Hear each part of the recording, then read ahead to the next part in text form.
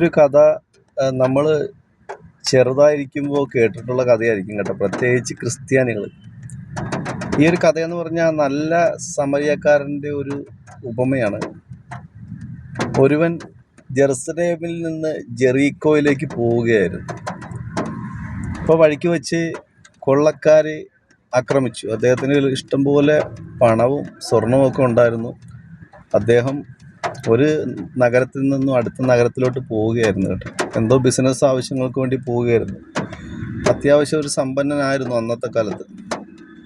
അപ്പോൾ ഈ കൊള്ളക്കാരാക്രമിച്ച് അദ്ദേഹത്തെ മൃതപ്രായനാക്കി. ഉള്ള സ്വർണവും പണവും എല്ലാം എടുത്തുകൊണ്ട് പോയി മൃതപ്രായനാക്കി ഒരു വിജനതയിലിട്ടിരിക്കുകയാണ്. അവിടെ ആരും വരാൻ സാധ്യതയില്ലാത്തൊരു സ്ഥലത്തിട്ടിരിക്കുകയാണ്. കുറേ മണിക്കൂറുകൾ കഴിഞ്ഞപ്പോൾ ഒരു പുരോഹിതൻ അതുവഴി വന്നു. പള്ളിയിലെ പുരോഹിതൻ വന്ന് പുരോഹിതൻ നോക്കിയിട്ട് കടന്നുപോയി. ഒന്നും അടുത്ത് ചെന്നൊന്ന് ഒന്ന് ശുശ്രൂഷിക്കാനോ ഒന്നും നിൽക്കാതെ പോയി. പുരോഹിതൻ എന്ന് പറയുമ്പോൾ നമ്മളെല്ലാം വിചാരിക്കും, പുരോഹിതൻ നോക്കുമായിരിക്കും, ദൈവമായിട്ട് അത്ര അടുത്ത ബന്ധമുള്ള ആളല്ലേ എന്നൊക്കെ നമ്മൾ ഓർക്കും. പക്ഷേ അദ്ദേഹം കടന്നുപോയി. അതിനുശേഷം അദ്ദേഹത്തിൻ്റെ ആ കൂടെ തന്നെയുള്ള ലേവായൻ, കപ്പ്യാരെന്ന് പറയും, അദ്ദേഹം വന്നിട്ട് അദ്ദേഹം ഒന്ന് നോക്കിയിട്ട് കടന്നുപോയി. ശുശ്രൂഷിക്കാനൊന്നും നിന്നില്ല. ആ മനുഷ്യനോട് മൃതപ്രായനായി ചോരയൊക്കെ വാർന്ന് കിടക്കുവാണ് അവിടെ. ആരും സഹായിക്കാനില്ല. ഏതാനും നിമിഷങ്ങൾ കഴിഞ്ഞ് അദ്ദേഹം മരിച്ചു പോകും. നമ്മൾ ചില സ്ഥലത്തൊക്കെ കാണാറില്ലേ, വണ്ടി അപകടത്തിൽ പരിക്കേറ്റ് റോഡിൽ കിടന്നിട്ടും ആരും നോക്കാതെ ഇരിക്കുന്നത്. ആരെങ്കിലും മനസാക്ഷിയുള്ളവർ വന്ന് നോക്കി അത്രേ ഉള്ളൂ. അങ്ങനെ ഇരിക്കുമ്പോഴാണ് ഒരു കഴുതയുമായിട്ടൊരു സാധാരണക്കാരൻ വരുന്നത്. ഒരു കഴുതപ്പുറത്ത് അദ്ദേഹത്തിൻ്റെ സാധന സാമഗ്രികൾ വെച്ചിട്ട് ഒരു സ്ഥലത്ത് നിന്നും മറ്റു സ്ഥലത്തോട്ട് പോവുകയായിരുന്നു. അപ്പോൾ ഈ കൊള്ളക്കാർ അവർക്ക് എല്ലാം കിട്ടിയതുകൊണ്ട് കൊള്ളക്കാരും ഒക്കെ സ്ഥലം വിട്ടു.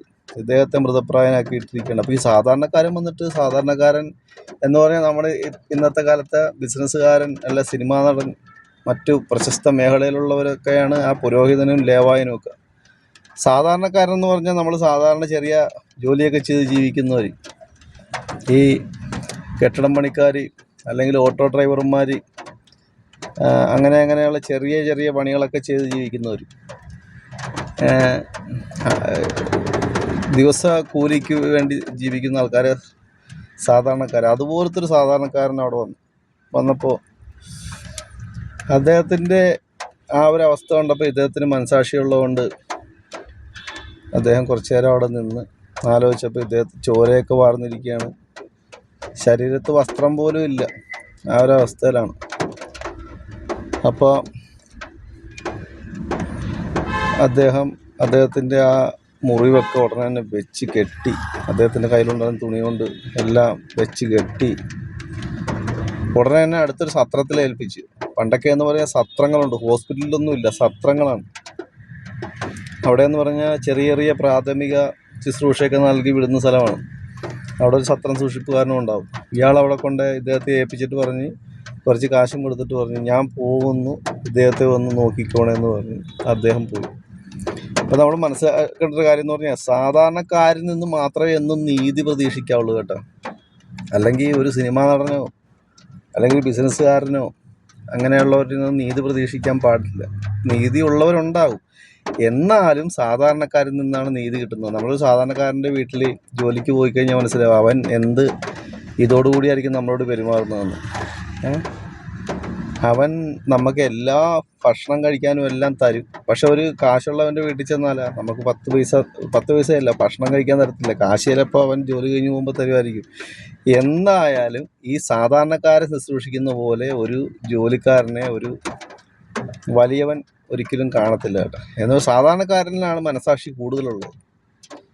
അവൻ ആ സാധാരണ രീതിയിൽ ജീവിക്കുന്നതുകൊണ്ട് അവൻ എല്ലാവിധ കാര്യങ്ങളും എല്ലാം സാധാരണക്കാരൻ്റെ എല്ലാം അറിയാൻ പറ്റുന്നതുകൊണ്ടാണ് ആ പുരോഹിതനും കപ്പ്യാരും ഒക്കെ കടന്നു പോയിട്ട് ഈ സാധാരണക്കാരൻ അദ്ദേഹത്തെ ശുശ്രൂഷിച്ചത്. അദ്ദേഹം ഏതാനും ദിവസങ്ങൾ കഴിഞ്ഞപ്പോൾ പൂർണ്ണ ആരോഗ്യവാനായിട്ട് തിരിച്ചും പോയി കേട്ടോ. അപ്പോൾ അദ്ദേഹം സത്രം സൂക്ഷിപ്പുകാരനോട് ചോദിച്ചു, അദ്ദേഹം എന്നെ ആക്കിയിട്ട് പോയ ആൾ ആരായിരുന്നെന്ന് ചോദിച്ചപ്പോൾ പറഞ്ഞ്, പേരും അഡ്രസ്സൊന്നും എനിക്കറിയില്ല, താങ്കൾക്ക് സുഖമായില്ലേ പൊയ്ക്കോളൂ എന്ന്. ഇപ്പം നമ്മൾ ആർക്കെങ്കിലും ഒരു സഹായം ചെയ്ത് കൊടുത്തു കഴിഞ്ഞാൽ നമ്മൾ സോഷ്യൽ മീഡിയ വഴി പബ്ലിസിറ്റി ചെയ്യുമല്ലേ. ഒരാളെ സഹായിച്ചാൽ മറ്റുള്ളവരെ അറിയിക്കരുതെന്നുള്ളതാണ് കേട്ടോ ദൈവം പറഞ്ഞിരിക്കുന്നത്. ഒരു കൈ കൊടുക്കുന്നത് മറ്റേ കൈ അറിയരുതെന്നാണ്. ഇപ്പം നമ്മൾ സാധാരണക്കാരനെ പോലെ ജീവിക്കുക, സാധാരണക്കാരുടെ ആ പ്രശ്നങ്ങളും എല്ലാം നമ്മൾ കണ്ട് മനസ്സിലാക്കിയിട്ടുണ്ട്, അവരെ സഹായിക്കാം, അവരുടെ സങ്കടത്തിലെല്ലാം കൂടെ നിൽക്കാം. ഇതാണ് ഈ നല്ല സമരിയക്കാരൻ്റെ ഉപമ കേട്ടോ. നമുക്കെല്ലാം എന്നും നല്ല സമരിയക്കാരനായിട്ട് ജീവിക്കാം. ദൈവം അതിനുള്ളൊരു അനുഗ്രഹം നമുക്ക് തരട്ടെ എന്ന് പ്രാർത്ഥിക്കുന്നു.